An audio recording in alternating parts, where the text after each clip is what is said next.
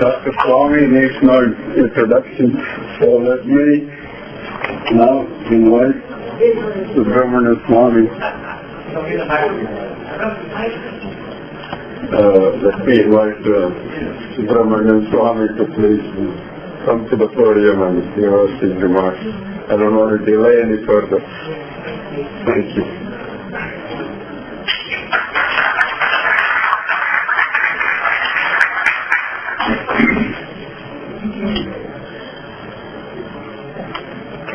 Thank you, Professor Vinod. This is probably the first ever conference I've attended which deals with the subject of Hindu economics.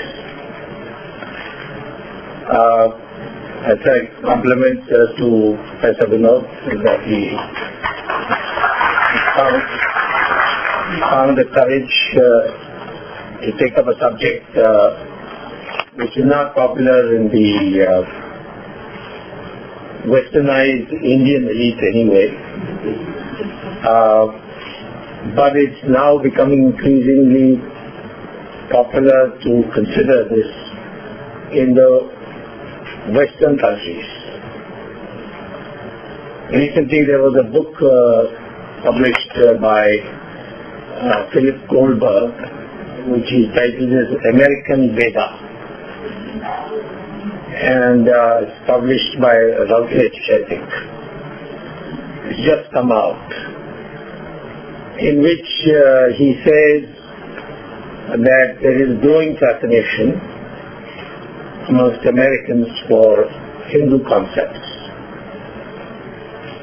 and they find it more scientific.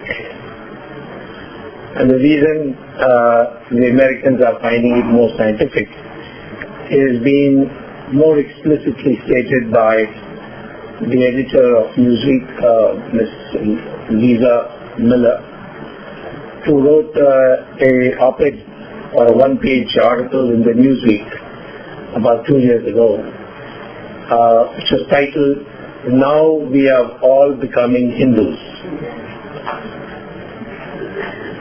The Hindu concepts are now codified in terms of economics in another very recent book published by the Beacon Press. It's written by Bruce Rich, and the title of the book is "To Uphold the World, a Call for a New Global Ethic from Ancient India."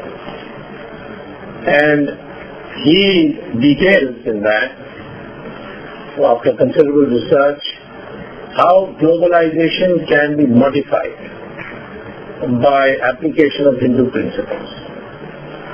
Now, these are not Indians who are writing, these are not Hindus who are writing, and these are Americans who have been brought up in a totally different tradition and who are writing. We also find some other testimony to Hindu concepts in the journalistic writings of a well-known Hollywood actress by name Julia Roberts, who had come to shoot a film in Haryana, and she was so impressed by the fact that the people who are in poverty didn't seem to show any stress on their face. So she inquired from the people on the set, how is this possible? And they took her to a guru, and the guru explained the concepts by which the Hindu begins to accept that he is certainly free for performing actions, but the outcomes of it are not linearly related, if I may use a mathematical term, linearly related to his effort. And I was surprised to find that in Business Week there was an article, this again about 3 years ago, where they said that one of the things that the corporate world is to now grapple with is the increasing amount of stress that corporate executives are facing, because they're all the time in tension of making decisions and hoping that it will, serve the company. And in this stress, many of them become victims of heart attacks and other diseases. And Business Week writes that now a stylized version of the message of Bhagavad Gita is being taught to the executives, that you have only freedom of action. As Lord Krishna explains in Bhagavad Gita, that you will get a reward for your action, but in what form, in what time frame, that is not for you to decide. That is, there is no direct relationship between your efforts and the result of your action. So sometimes you may strive very hard and not get a result at all, or get an adverse result. Sometimes you may not strive at all, it may fall in your lap. And that is explained as the karma calculus. That is, all adds up at a moment and then you get your reward. So I think, of course, in the case of Julia Roberts, she was so impressed that when she came back, she took her family and children and converted them to Hinduism. And as you know, you don't need a ceremony to become a Hindu. All you have to say is, I am a Hindu, and you are a Hindu from that day. So it is in this background of growing interest in the Western world. And this Western world, the growing interest is largely due to the fact that prosperity has not brought happiness. And the pursuit of happiness concept which the Americans have is actually pursuit of material happiness, but it doesn't give you total happiness. And that's why we find in India and in the United States as well, the monasteries which we call as ashrams are full of foreigners, and they are very rich foreigners. As a consequence, the Swamys who run these ashrams have become rich themselves. They have corporate jets taking them around. Right now, Baba Ramdev travels in his own corporate jet.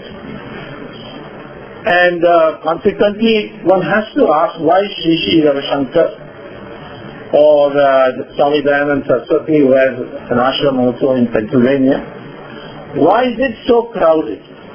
Why is yoga become so universally acceptable? So these concepts being increasingly accepted, I think it's time for an intellectual exercise to codify this and see whether we can redefine economics in such a way that it can not only produce economic prosperity, but it can also produce genuine happiness. So that is the search for which we are at. We are in the preliminary stage, and I think this kind of conference needs to be repeated more often. Now, I'll begin first by an anticlimax by saying there is no such thing as Hindu economics. There is a Hindu school of economics, but there is no Hindu economics. Economics is a science of optimization in the use of scarce resources to achieve certain objectives. And as a consequence of that science, you derive the strategy for achieving it, and you build a financial architecture, as it's called, to be able to do it. So, therefore, that is universal, the science of optimization. What changes in the Hindu school of economics is the objective function or the objectives which you are going to pursue, by which you want to derive your strategy. Now, these objectives are to be defined by what I would call as Hindutva. Hindutva is a Sanskrit word means Hindu-ness. It's not a theological concept, but the quality of being a Hindu. What you can have certain beliefs, you can practice yoga, but that doesn't make you a Hindu. You can read Hindu scriptures, doesn't mean that makes you a Hindu. But once you have imbibed that, you have acquired Hindutva. So Hindutva is a different concept from Hinduism. As somebody pointed out, there is no fear of fundamentalism taking root once you start talking in these terms. Because Hinduism is not, there's no a book to which you have to have complete loyalty. Hinduism doesn't have one prophet. It has no prophet, it has many prophets. In fact, we have prophets in practically every district of the country. And anyone can wear those, what they call it, the saffron robes, and then soon people will start following him. Even if they don't know, if you have the name Swamiji, even I get chased around, although mine is just a name, like in South India we use Swami very commonly. But the fact is that there is that respect which goes with wearing the saffron robes, and you find that all over the country. So, because you don't have a book, you have many books. Someone describes Hinduism as a cafeteria religion, where you go and pick what dishes you want. The same way you pick up whichever book you want.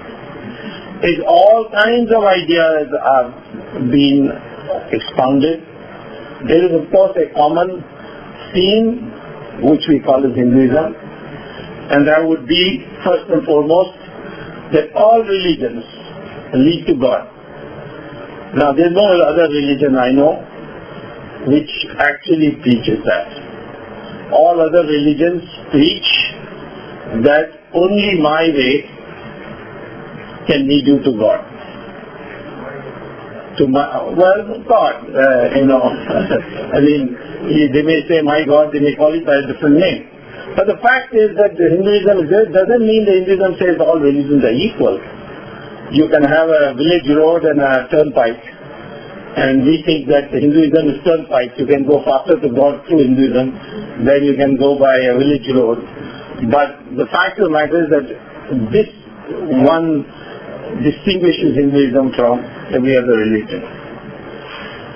The second thing is this karma calculus, as I call it, that whatever good work you do will be rewarded, whatever bad work you do, you will be punished for, and there is no escape.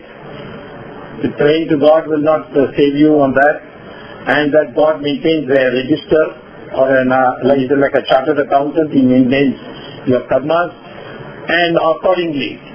At most prayer can do is, they can give you an advance payment of a good karma. Instead of it coming on schedule, they can give you like your provident fund or your pension. It can be given, a part of it can be given in advance. Yes, it can be cashed earlier. Therefore, the best thing to do is to pray that all your bad karmas are cashed in your young age, so that you can live a nice, healthy old age. Then the concept of rebirth, which is not there in any other religion. Then there is the concept of darshan.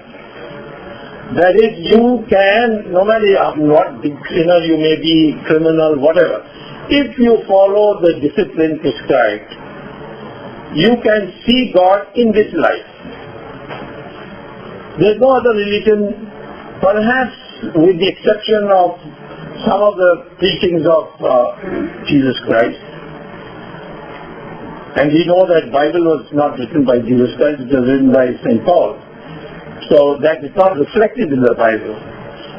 But generally speaking, all religions say you can see God only after your life is over.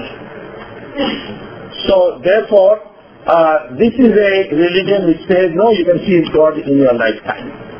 But these are the disciplines you have to follow. Now, Hindu society, and this is where the Qur'an comes in, and how these ideas can be applied for our present-day globalized world. Hindu society was to be structured so that it remains stable. As a fact of the matter, as someone pointed out earlier in the sessions, that we are the longest continuing civilization in the world. And that's a fact. Now, what is it that kept it going? Two great rishis, as they are called, the seers, one by named Rishi Bhrigu and another by the name Rishi Bhardwaj. They debated this question: how should a society be structured so that it becomes stable and remains stable? And there grew the concept from there. Rishi Bhrigu, he formulated the concept of Varna. And Varna is not caste. Caste is a word which the Portuguese gave, costos or something like that. It had no, it has no fundamental bearing. Actually, the word caste doesn't quite fit in, but let me explain what Varna is.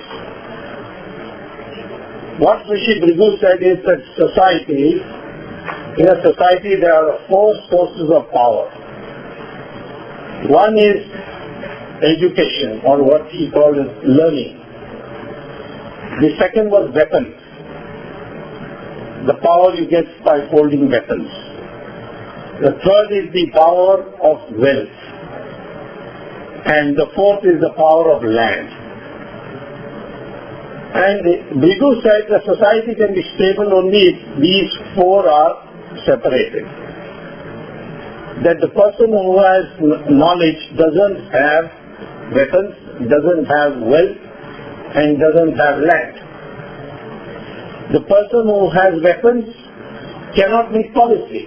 That is the department of the people with learning. And the person who acquires wealth will be doing the right thing only if he takes to philanthropy. That is, after meeting his needs abundantly, the rest he donates to society. And land is for those who will produce for society, not for purely commercial purposes. These are the four, and they were named as Brahmins, Kshatriyas, Vaishyas, and Shudras. A fifth category was, microscopic category was created for those who committed social crimes. And they were pushed out of society. What now is being called as the untouchables, the scheduled caste. But the important thing was, Bhrigu made it very clear, and Lord Krishna repeats this, it has nothing to do with birth. It's a code of discipline. It's your quality. If anybody from any caste, if he decides to pursue learning, and in the process he gives up weapons, he gives up wealth, property and land, then he qualifies to be a Brahmin. But in society he will have the highest status. I remember when I first came as a graduate student to Harvard, my American classmate asked me, how can you have Mahatma Gandhi as your leader? So I said, why he can't be a leader in the United States? He said, no, because in the United States if he tried to become a leader, we will put him in jail for indecent exposure. Because Gandhi only had a piece of cloth, and millions are following him. You look at the Western world, the leaders are the best dressed people. Whereas in India you will find the more venerated a person is, the more he gives up, the more venerated he is. These monks wear little, they are not like the Pope or the archbishop who is in all the finery. Well, yes. And so this shows that once you acquire the status of a learned person and you give up all this, you are elevated to the highest. And the king has to come to you to seek permission, to declare war, to give punishment. So in that sense, India was not a monarchy, where the monarch would decide when to go to war, when to give punishment. It's a totally different structure in society, but it had nothing to do with birth. As I think Anil Chawla pointed out, I think he was in a hot mood, used language which he shouldn't have, but he had a point. You take, who wrote the Ramayana? Valmiki wrote the Ramayana. Who were his parents? They were what we call today as the Dalits, the scheduled caste. But he became Maharishi and he wrote the Ramayana. Who wrote the Mahabharata? Vedavyasa. Who was his mother? She was a fisherwoman. Similarly, Vishwamitra was considered the Rishi of Rishis. He was born of Kshatriya parents. And he became so powerful that even the gods got afraid of him. He told the gods that, I want to be part of I want to travel to heaven, and they said no, so he said, I'll create an alternative universe. And then the gods surrendered and then gave him access to the heavens. He tried to send somebody up to the heavens, and the heavens sent that person back, so that's why the Trishaku concept of being suspended came up. Keeping in limbo, yes, that's right. So here Kalidasa, the greatest poet we've ever produced, he was a hunter. He used to hunt animals. Ravan was a Brahmin, by the way. And he was slayed by a Kshatriya, Rama. And that is because he broke the law. So even if you are a Brahmin, you are not above the law. You may be the most venerated part of society. So I'm first of all saying this is the division of labor which we talk about so much in economics. The Hindu division of labor is very clear. And it has proved to create a stable society. And I don't know whether we can modify what is happening today because everything is now birth related. How it happened, we don't know. And when it happened, probably about 1,200 years ago. But before that, the mobility between one varna and another varna was common, depending on what disciplines you agreed to accept. Now, India, this kind of a system produced enormous economic growth. India became the most developed country. Some people bracket China with it. Sometimes in their enthusiasm for saving China, they say China was better. But both of them together accounted for, as late as 1500 BC, they accounted for 54% of the GDP of the world, the two countries together. In Massachusetts, near Boston, the suburb of Boston, there's a town called Belmont, where most of the Harvard professors live. And there's a huge lake there. And they have put a road around the lake. So for morning walk, it's a very popular spot. And I also, when I go every year to teach at Harvard. And this year also I'll be coming on 23rd of June, and I'll stay till the 8th of August for the summer term. Now when you go for a walk, you see a signboard by the edge of the pond says, here stood Tudor Ice Company which exported ice to India. So I was a little puzzled, why would anybody export ice to India? And how could they do import 1636 there? So I went to Google and, found out whether there was something called a Tudor Ice Company. I found there was a book. So I ordered for that book and I read it, and what it says is that American traders used to go to India, to Kanchipuram, the southern part of India. And they were trading with India. They go buy up everything, cloth, spices, all that. And then they would go back. One day the king called them the king of Kanchipuram, the Chola king, he called them for an audience. And he asked them how they felt and how they were doing.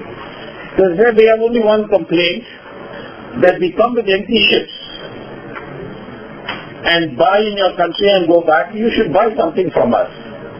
So he said, what can I buy from you? We produce everything in our country.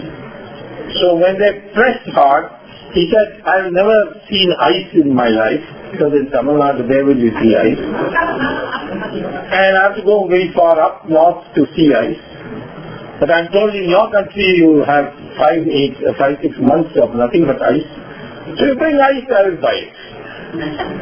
So when fresh pond in Belmont froze, they cut up the ice, the ice, the frozen part, put sawdust on it, and took it all the way to India to sell it.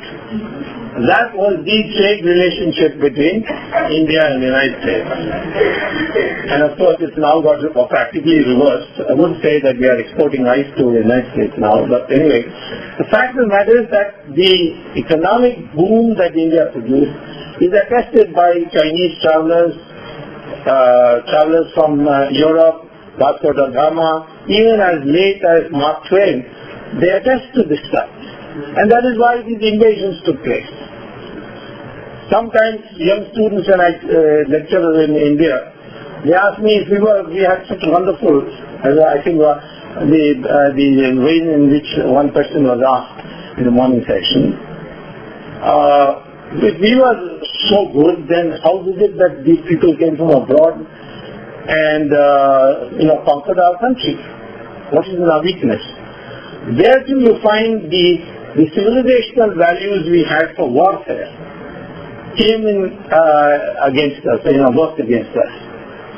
The Hindu rule for warfare was, war will not be fought unless the sun rises.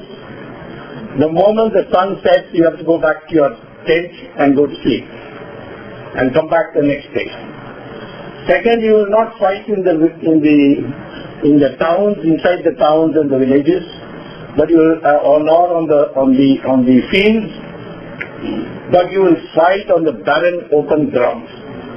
That's why the Kurukshetra was an open ground. When Ravan wanted to fight Ram, he had to come out of his fort. He didn't say, come inside the fort and fight me. He came out of the fort and fought Rama on the open ground. And third, once you have lost and you say, I'm sorry, everything is given back to you and you are sent back home. And in fact, one Muslim conqueror came 16 times, Muhammad Ghori. And on the 17th time, he became victorious because of a betrayal from within the family of the king, who defeated him the previous 16 times.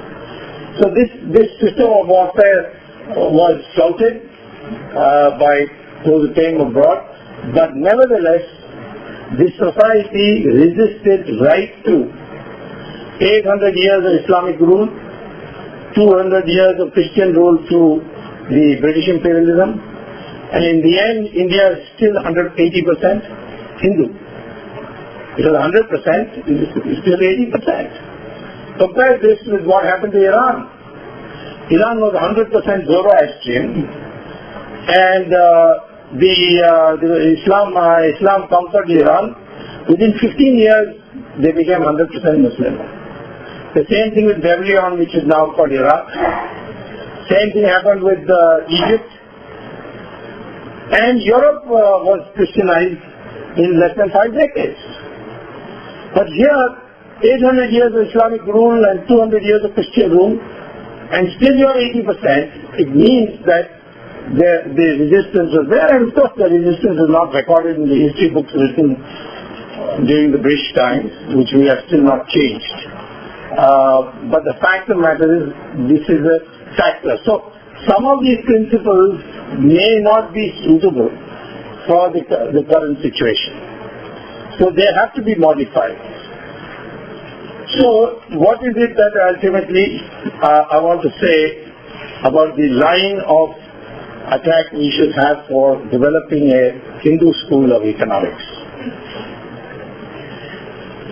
First and foremost is, I would say, based on reading the writings of all those Westerners who have admired India, talking to a large number of Americans who have come to the ashrams of various gurus, I would say that what appears very clear is that the one-dimensional or single-minded pursuit of material happiness does not really result in happiness, and that there needs to be a pursuit of material happiness or materialism, or material pursuit has to take place, but it must be moderated by principles that arise from spiritual level. That harmonization is necessary. If you go back to Sanatana Dharma, when it was pointed out that this Dharma, Artha, Kama, Moksha, it is invariably, since Dharma is the first element in that, it is this harmonization that is the core of Hindu thought. The Western thought is pure material growth, and it is the pursuit is that. And material growth, when it is not moderated by spiritual values, leads to greed, and greed will lead to corruption. Today there is more corruption because globalization has given you enormous opportunities. And in this pursuit of materialism, you have become greedy. And that corruption is become a factor.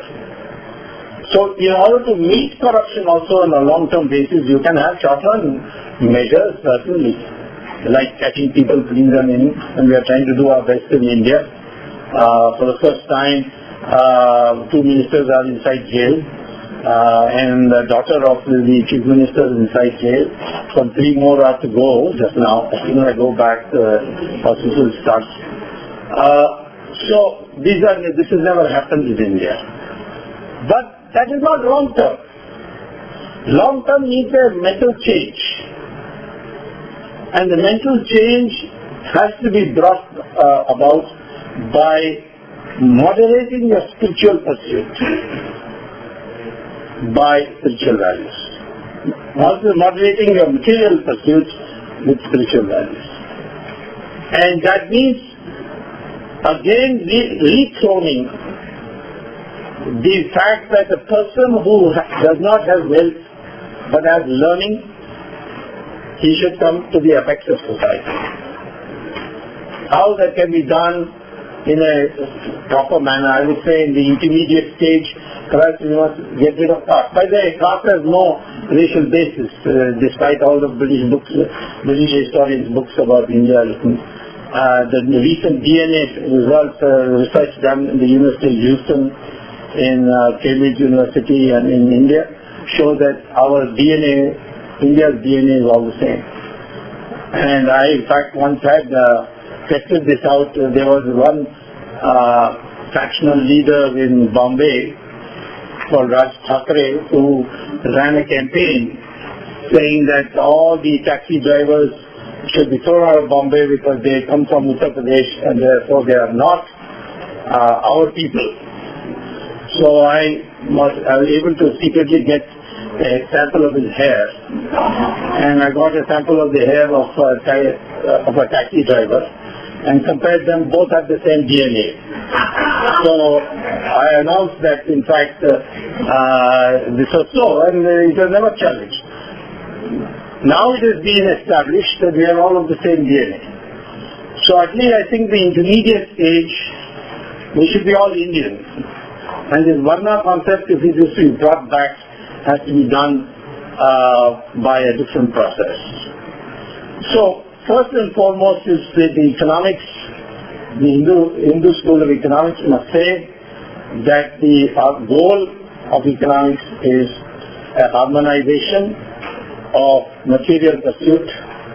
I mean, you may have this material pursuit by optimization in the use of scarce resources as before, but it should be moderated by spiritual values. And that would mean changing certain ways of doing it. If you go to a classic economics textbook, they teach you consumer behavior is maximization of utility, subject to a budget constraint. I would say the Hindu approach would be minimization of the expenditure, subject to a utility constraint. That is, you must attain a certain level of living and standard of living, and within that, the allocation should be done by minimizing the expenditure or minimizing the cost of input subject to a minimum output, that is the maximization of productivity. So I think, we can accommodate this mathematically in the same way that so far we teach economics, not very radically different. But the fact is that all the different sectors, that's why I say economics is a universal principle. Economic principles are universal. But the objective function which you choose, that changes. The other factor which I must point out, which Hindus have consistently been emphasizing, for consistency, a consumer will, if he prefers coffee to tea and tea to Coca-Cola, then it is rational to assume that he would also prefer coffee to Coca-Cola. If he prefers coffee to tea and tea to Coca-Cola, then he must prefer coffee to Coca-Cola. That is called the principle of transitivity. That is called consistency. Now, I would say that this principle doesn't work when you take a majority vote. If you have a number of individuals with saying their own choices, somebody may prefer tea to coffee and coffee to Coke, or somebody may prefer Coke to coffee and coffee to tea, etc. If you write down all that, it's very easy to show. And in my paper I have given this example. It's easy to show that majority votes, it's possible by majority the society may prefer coffee to tea, and by majority prefer tea to Coca-Cola, and yet prefer Coca-Cola to coffee. It is inconsistent. So individually you may be consistent, each may be consistent, but collectively you are not. So a certain conflict resolution has to be worked out. And Hindu principles are always for this harmonization, this conflict resolution.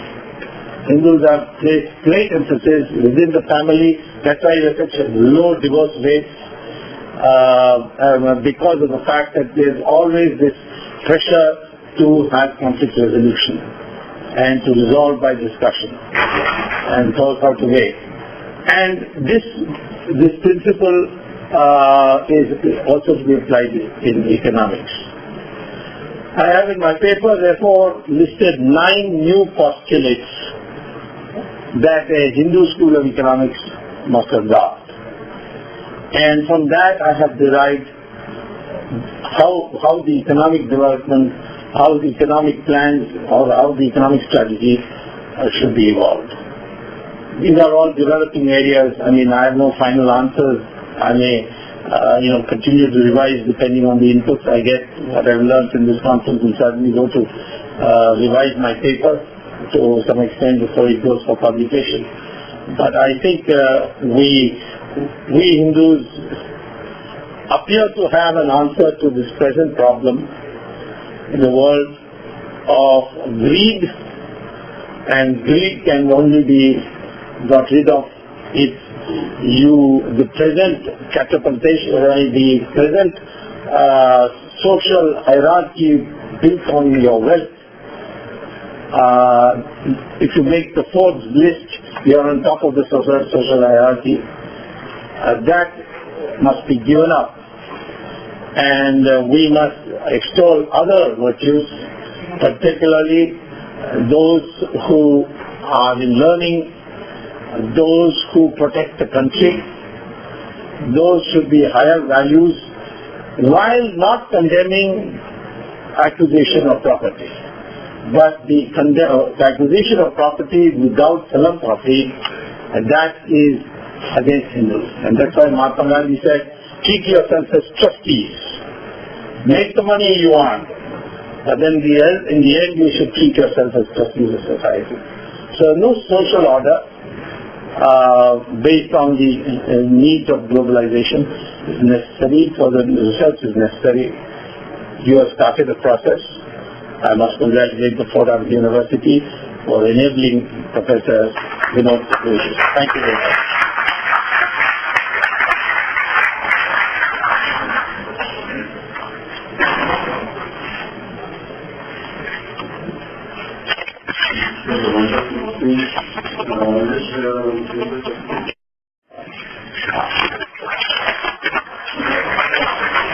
Dr. Swamy needs no introduction, so let me now invite Subramanian Swamy. Let me invite Subramanian Swamy to please come to the podium and give us his remarks. I don't want to delay any further. Thank you.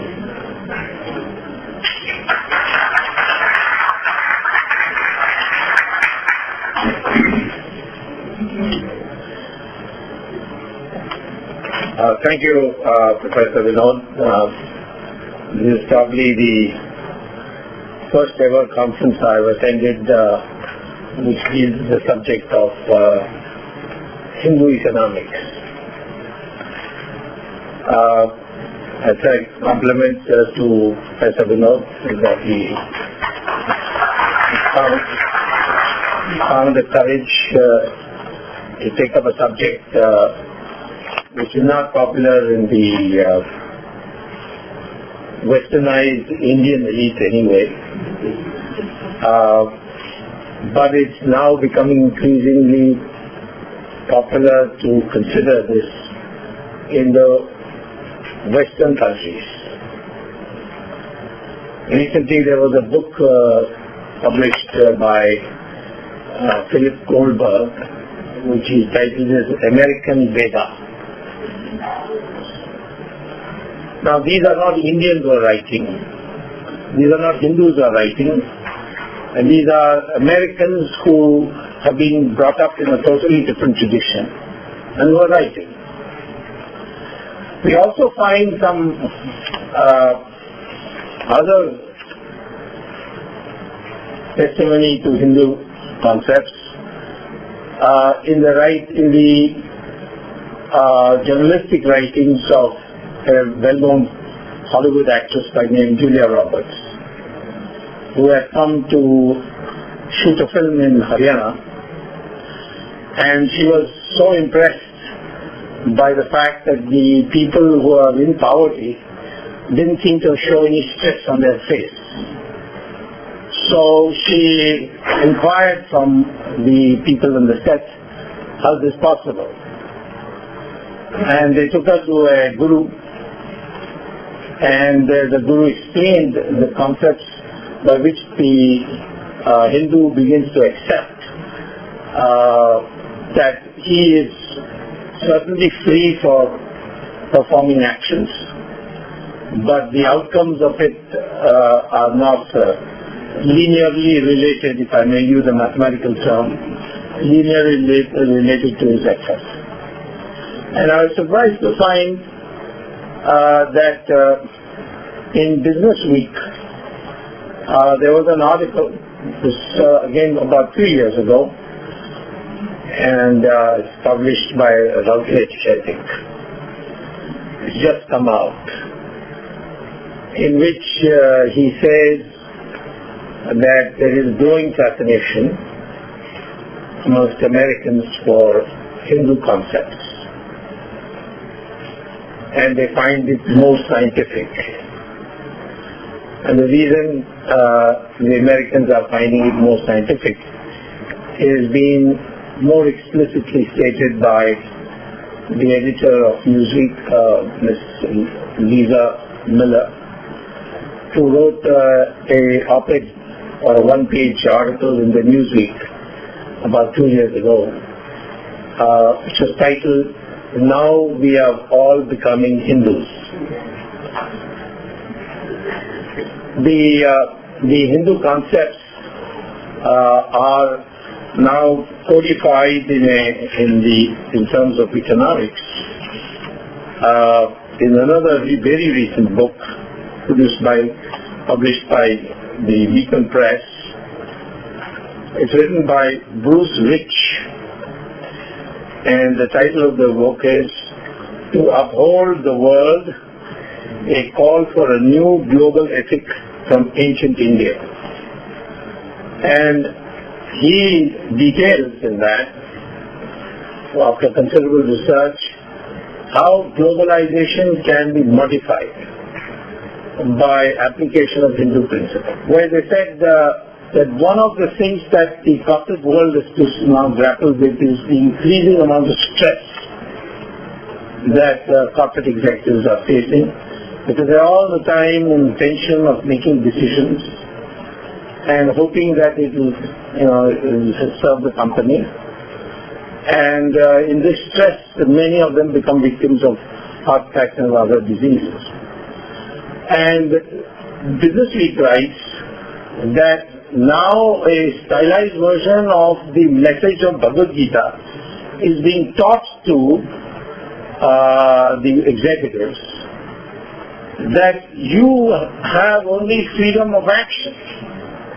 As Lord Krishna explains in Bhagavad Gita, that you will get a reward for your action, but in what form, in what time frame, that is not for you to decide. That is, there is no direct relationship between your efforts and the result of your action. So sometimes you may strive very hard and not get a result at all, or get an adverse result. Sometimes you may not strive at all, it may fall in your lap. And that is explained as the karma calculus. That it all adds up at a moment and then you get your reward. So I think, of course, in the case of Julia Roberts, she was so impressed that when she came back, she took her family and children and converted them to Hinduism. And as you know, you don't need a ceremony to become a Hindu. All you have to say is, I am a Hindu, and you are a Hindu from that day. So it is in this background of growing interest in the Western world. And this Western world, the growing interest is largely due to the fact that prosperity has not brought happiness. And the pursuit of happiness concept which the Americans have is actually pursuit of material happiness, but it doesn't give you total happiness. And that's why we find in India and in the United States as well, the monasteries which we call as ashrams are full of foreigners, and they are very rich foreigners. As a consequence, the Swamys who run these ashrams have become rich themselves. They have corporate jets taking them around. Right now, Baba Ramdev travels in his own corporate jet. And consequently, one has to ask why Shri Ravi Shankar or Swami Dayananda Saraswati, who has an ashram also in Pennsylvania, why is it so crowded? Why is yoga become so universally acceptable? So these concepts being increasingly accepted, I think it's time for an intellectual exercise to codify this